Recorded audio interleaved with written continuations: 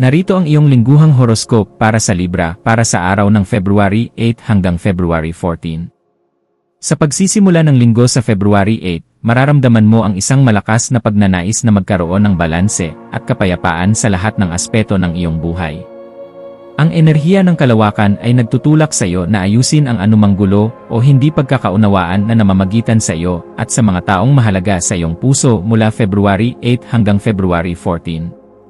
Mahalaga na gamitin mo ang iyong likas na diplomasya upang maging tagapamagitan sa mga sitwasyong nangangailangan ng hustisya at pag-unawa sa bawat panig. Ang iyong sining sa pakikipag-ugnayan ay magiging susi upang mapanatili ang harmonya sa iyong paligid, kaya huwag mag-atubiling magsalita ng may katotohanan at pagmamahal. Ang linggong ito ay panahon ng pagtitimbang ng iyong mga prioridad upang masiguro na hindi mo napapabayaan ang iyong sariling pangangailangan habang pinaglilingkuran ang iba. Pagdating sa iyong trabaho o karera, asahan ang mga bagong proyekto na mangangailangan ng iyong malikhaing pananaw at kakayahang makipagtulungan sa isang grupo. Mapapansin ng iyong mga nakakataas ang iyong dedikasyon sa pagpapanatili ng kaayusan sa opisina, lalo na bago dumating ang February 14 na puno ng mga deadline. Mahalaga na manatili kang matatag sa iyong mga desisyon at huwag hayaang ang pag-aalinlangan ay magpabagal sa iyong daloy ng paggawa sa gitna ng maraming obligasyon. Ang iyong mga kasamahan ay titingin sa iyo para sa inspirasyon, kaya ipakita ang iyong galing sa paggawa ng mga solusyon na patas para sa lahat ng partido. Ang bawat pawis na iyong ibubuhos mula February 8 hanggang February 14 ay magbubunga ng pagkilala na magpapatatag sa iyong posisyon sa kumpanya sa hinaharap. Sa usaping pananalapi, ang linggong ito ay nangangailangan ng masusing pagsusuri sa iyong mga gastusin upang maiwasan ang anumang kakulangan sa dulo ng buwan. Maaaring may mga tukso na gumastos ng malaki sa mga material na bagay na magpapaganda lamang ng iyong imahe, ngunit hindi naman talaga kailangan sa kasalukuyan mula February 8 hanggang February 14. Ang pagiging matalino sa pagbabudget ay magbibigay sa iyo ng kapanatagan ng isip na iyong kinakailangan upang matugunan ang lahat ng iyong mga bayarin ng walang stress. Iwasan ang mga biglaang investment na hindi mo palubos na napag-aaralan dahil ang pag-ingat sa pera ang iyong magiging kalasag laban sa anumang krisis. Ang iyong katalinuhan sa paghawak ng yaman mula February 8 hanggang February 14 ay magsisilbing pundasyon ng iyong kalayaang pinansyal sa mga susunod na panahon. Ang iyong buhay pag-ibig ay magiging sentro ng kaganapan, lalo na sa pagdiriwap ng February 14 na puno ng mga romantikong pagkakataon para sa iyong puso. Para sa mga nasa isang relasyon, ito ang perpektong panahon upang muling pag-usapan ang inyong mga pangarap at patatagin ang inyong sumpaan sa pamamagitan ng tapat na komunikasyon. Ang pagbibigay ng oras at atensyon sa iyong kapareha ay mas mahalaga kaysa sa anumang material na regalo na maaari mong ibigay sa espesyal na araw na ito. Para naman sa mga single, ang iyong karisma ay magiging nagniningning, kaya asahan ang mga bagong kakilala na hahanga sa iyong ganda at talino mula February 8 hanggang February 14. Ang pag-ibig ay darating sa paraang hindi mo inaasahan basta't mananatili kang bukas ang puso at tapat sa iyong sariling nararamdaman sa lahat ng pagkakataon. Sa larangan ng kalusugan, kailangan mong bigyang pansin ang iyong mental na kalagayan at iwasan ang sobrang pag-isip na maaaring magdulot ng sakit sa ulo o pagkapagod. Ang sapat na pahinga at pagtulog ay napakahalaga upang manatiling matalas ang iyong isipan at malakas ang iyong immune system mula February 8 hanggang February 14. Subukang isama ang meditasyon o yoga sa iyong pang-araw-araw na routine upang mapanatili ang balanse ng iyong katawan at kaluluwa sa gitna ng ingay. Ang pagkain ng mga sariwang gulay at prutas ay makakatulong din upang maging maayos ang iyong pakiramdam at mapabuti ang iyong daloy ng dugo sa buong katawan. Huwag kalimutang uminom ng maraming tubig at makinig sa sinasabi ng iyong pisikal na sarili bago mo maramdaman ang tuluyang pagbagsak ng iyong enerhiya. Maging maingat sa pakikipag-ugnayan sa iyong pamilya dahil maaaring may mga maliliit na hindi pagkakaunawaan na sumulpot mula sa mga nakaraang isyu na hindi naresolba. Ang iyong pagiging mahinahon at mapagkumbaba ang magsisilbing susi upang maibalik ang harmonya sa loob ng inyong tahanan mula February 8 hanggang February 14. Maglaan ng panahon para sa isang masayang salusalo kung saan ang bawat isa ay makakapaglabas ng kanilang saloobin ng may respeto at pag-unawa sa isa't isa. Ang iyong pamilya ang iyong magiging sandigan sa oras ng pangangailangan, kaya huwag mong kalimutang ipakita ang iyong pasasalamat sa kanilang walang sawang suporta. Ang pagpapanatili ng maayos na ugnayan sa loob ng bahay ay magbibigay sa iyo ng kailangang inspirasyon upang lalong pagbutihin ang iyong buhay sa labas. Pagdating sa aspeto ng pakikipagkaibigan, asahan ang isang paanyaya para sa isang pagtitipon na magbibigay sa iyo ng pagkakataon na makapag-relax at makalimot sa stress. Ang iyong mga kaibigan ay titingin sa iyo para sa payo tungkol sa kanilang sariling mga problema, kaya maging handa na makinig mula February 8 hanggang February 14. Ang iyong katapatan at pagiging totoo sa iyong mga salita ay hahangaan ng marami, kaya manatiling maingat sa iyong mga sasabihin upang hindi makasakit. Ang pakikipag-ugnayan sa mga bagong grupo ay maaaring magbukas ng pinto para sa mga oportunidad na magpapalawak ng iyong pananaw sa mundo sa buong linggong ito. Ang tunay na pagkakaibigan ay mapapatunayan sa mga panahong ikaw ay nangangailangan ng karamay, kaya pahalagahan ang mga taong laging nandyan para sa iyo. Ang iyong espiritual na buhay ay nangangailangan din ng pagninilay-nilay upang mahanap ang tunay na kahulugan ng iyong mga nararanasan sa kasalukuyang panahon.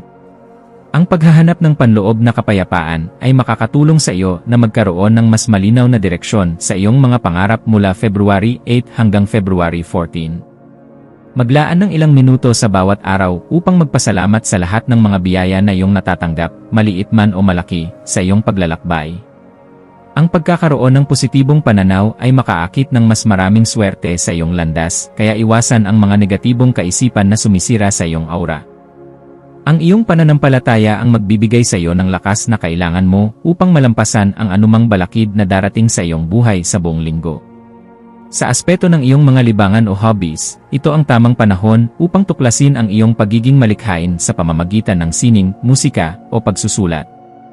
Ang paggawa ng mga bagay na nagpapasaya sa iyong puso mula February 8 hanggang February 14 ay isang mabisang paraan upang maibsan ang stress mula sa trabaho. Maaari mong matuklasan ang isang bagong talento na hindi mo akalaing mayroon ka, kaya huwag matakot na sumubok ng mga bagong kasanayan sa sining. Ang paglalaan ng oras para sa iyong sarili ay hindi pagiging makasarili, kundi isang paraan ng pagmamahal sa sarili upang muling mapuno ang iyong enerhiya. Ang iyong mga hilig ay magsisilbing daluyan ng iyong emosyon, kaya hayaan mong lumabas ang iyong tunay na galing sa lahat ng iyong gagawin. Maging maingat sa iyong mga salita, lalo na kapag ikaw ay nasa gitna ng isang mainit na diskusyon sa trabaho o sa iyong personal na buhay. Ang iyong integridad ay masusubok sa kung paano mo pananatilihin ang iyong dangal habang ipinagtatanggol ang iyong mga prinsipyo mula February 8 hanggang February 14. Isiping mabuti ang bawat bibitawang pahayag upang maiwasan ang pagsisisi sa huli na maaaring makasira sa iyong magandang reputasyon sa iyong paligid. Ang pagiging malumanay sa pananalita ay magbubukas ng puso ng mga taong nakikinig sa iyo at mas madali nilang matatanggap ang iyong mga mungkahi. Ang iyong karunungan sa pakikipagtalastasan ay magiging iyong alas upang makamit ang mga bagay na matagal mo nang inaasam sa iyong karera sa buong linggo. Sa mga usaping legal o dokumento, siguraduhin na na-inspeksyon mo ng mabuti ang lahat bago ka pumirma sa anumang kasunduan sa linggong ito. Ang pagiging mabusisi sa bawat detalye mula February 8 hanggang February 14 ay magliligtas sa iyo mula sa mga posibleng aberya sa hinaharap na dulot ng kapabayaan. Kung may mga bagay na hindi ka sigurado, huwag mag-atubiling humingi ng payo sa mga eksperto upang maging malinaw ang bawat hakbang na iyong gagawin. Ang pag-iingat sa iyong pangalan at mga ari-arian ay dapat maging prioridad mo ngayon upang mapanatili ang iyong seguridad at kapanatagan. Ang bawat pirma ay may kalakip na responsibilidad, kaya maging maingat sa lahat ng transaksyon na iyong papasukin sa buong linggo ng February. Sa larangan ng edukasyon o pag-aaral, ang iyong isipan ay magiging napakatalas at handang humigop ng mga bagong kaalaman na makakatulong sa iyong pag-unlad. Ang pagbabasa ng mga makabuluhang libro o paglahok sa mga seminar mula February 8 hanggang February 14 ay magbibigay sa iyo ng bentahe sa iyong larangan. Huwag tumigil sa pagkatuto dahil ang karunungan ay isang kayamanan na hindi kailanman mananakaw ng sinuman mula sa iyong sarili. Ang iyong pagnanais na matuto ay magbubukas ng mga pinto para sa mga bagong oportunidad na magpapabago sa takbo ng iyong buhay sa hinaharap. Gamitin ang panahong ito upang pagyamanin ang iyong kaisipan at maging mas mahusay na bersyon ng iyong sarili sa bawat araw na dadaan. Maging mapagmasid sa iyong paligid dahil maaaring may mga senyales ang universo na nagtuturo sa iyo ng tamang direksyon sa iyong mga plano. Ang iyong intuition ay magiging napakalakas sa linggong ito, kaya magtiwala ka sa iyong nararamdaman sa bawat desisyong kailangan mong gawin mula February 8 hanggang February 14. Huwag hayaang ang ingay ng ibang tao ay malunod ang iyong sariling boses na nanggagaling sa iyong puso at kaisipan. Ang pakikinig sa iyong inner guidance ay magliligtas sa iyo mula sa mga maling desisyon na maaaring magdulot ng pagsisisi sa dulo ng linggo. Manatiling alerto at magtiwala sa iyong kakayahan na makita ang katotohanan sa likod ng bawat sitwasyon na iyong kakaharapin sa iyong paglalakbay. Sa pagtatapos ng linggong ito, balikan ang iyong mga nagawa at maging proud sa iyong mga maliliit na tagumpay na nakamit mo ng may dangal. Ang bawat karanasan mula February 8 hanggang February 14 ay isang aral na magagamit mo sa pagbuo ng mas matatag na kinabukasan para sa iyong sarili. Huwag mong kalimutang bigyan ang iyong sarili ng isang munting reward para sa lahat ng iyong pagsisikap na mapanatili ang balanse sa iyong buhay. Handa ka na ngayon na harapin ang susunod na kabanata ng may bagong sigla at determinasyon na lalong pagbutihin ang iyong sarili. Ang iyong landas ay nagniningning dahil sa iyong tapat na puso at matatag na kalooban na laging naghahanap ng hustisya at kagandahan. Ang bawat hakbang mo sa buhay ay may kabuluhan basta't mananatili kang tapat sa iyong mga prinsipyo at hindi nakakalimot sa mga taong nagmamahal sa iyo. Patuloy na maging liwanag sa iba at asahan na ang universo ay magbabalik sa iyo ng lahat ng kabutihang iyong ipinamahagi sa mundo mula February 8 hanggang February 14. Ang iyong kinabukasan ay punong-puno ng pag-asa basta't marunong kang magpahalaga sa bawat sandali na ibinibigay sa iyo ng tadhana.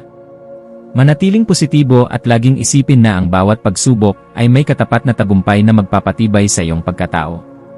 Ikaw ay sadyang espesyal at ang iyong kontribusyon sa mundong ito ay mahalaga para sa ikabubuti ng lahat ng mga nilalang na nakapaligid sa iyo.